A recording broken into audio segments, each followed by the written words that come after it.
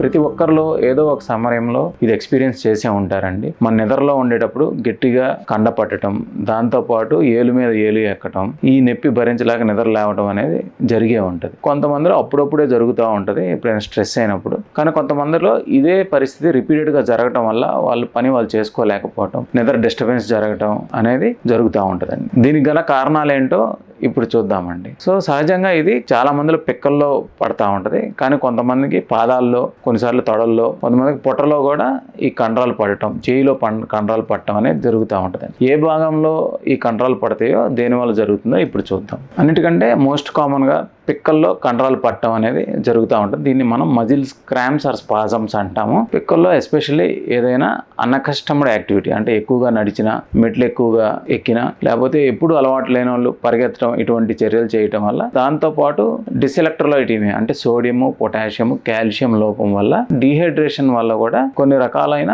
Vitamin deficiencies లో కూడా పిక్కల్లో కండరాలు పడతాయి. నెక్స్ట్ కామన్ అండి థై, ఎస్పెషల్లీ హ్యామ్స్ట్రింగ్ మజిల్స్. ఇవి కొన్ని రకాలైన చర్యలు చేయటం వల్ల హ్యామ్స్ట్రింగ్ మజిల్స్ స్పాజమ్స్ అనేవి జరుగుతాయండి. ఎస్పెషల్లీ ప్రొలాంగ్డ్ సిట్టింగ్స్, ఎక్కువగా కూర్చొని ఉండే వాళ్ళలో, దాంతోపాటు ఎప్పుడు అలవాటు లేని వాళ్ళు కొన్ని స్పోర్ట్స్ ఆడటం, అంటే గుంజిల్ లాంటివి కానీ, లేకపోతే ఎక్కువ క్రికెట్ ఆడటం, దాంతోపాటు పరిగెట్టడం చేసిన వాళ్ళు ఈ హ్యామ్స్ట్రింగ్ మజిల్స్ స్పాజమ్స్ అనేవి జరుగుతుంది. నెక్స్ట్ అండి పాదాలకు సంబంధించిన కండరాలు. ఇవి ఎస్పెషల్లీ మిడిల్ ఏజ్ వాళ్ళలో ఎక్కువగా జరుగుతూ ఉంటుంది. వీళ్ళలో ఫుట్వేర్ లోపం, అంటే మనం వేసుకునే పాదరక్షల్లో లోపం వల్ల ఈ పాదాలకు సంబంధించిన కండరాలు పడతాయి. దాంతోపాటు కాల్షియం లోపం వల్ల కూడా ఈ పాదాలకు సంబంధించిన కండరాలు పట్టడం, ఏలు మీద ఏలు ఎక్కడం అనేది జరుగుతూ ఉంటుంది. నెక్స్ట్ అండి very rare but abdominal muscles సంబంధించిన కండరాలు, అంటే పొట్ట భాగంలో కండరాలు ఎప్పుడు పడతాయో మనం చూద్దాం. ఇవి కొన్ని రకాలైన ఇండైజెషన్ జరగటం వల్ల కానీ, కొంతమంది prolonged fasting, over night fastings చేసేవాళ్ళు, దాంతోపాటు ఎటువంటి ఫుడ్, వాటర్ తీసుకోకుండా పొద్దున వాళ్ళ యాక్టివిటీ కంటిన్యూ చేసే వాళ్ళలో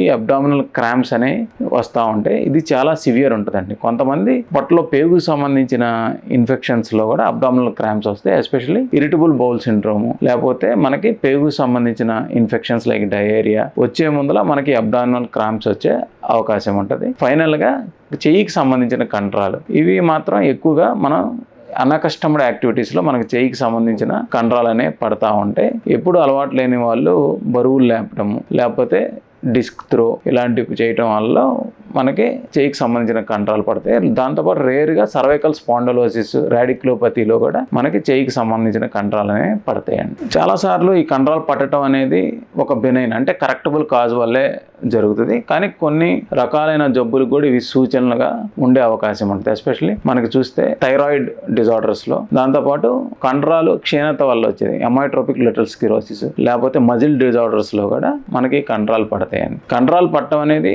ఒక సిమ్టము. దీనికి తగిన కాజ్ మనం ఇన్వెస్టిగేట్ చేసుకొని ప్రాపర్గా ట్రీట్మెంట్ చేసుకుంటే ఈ పర్మనెంట్గా అవాయిడ్ చేయడం అనేది మనం చేయొచ్చు. Thank you.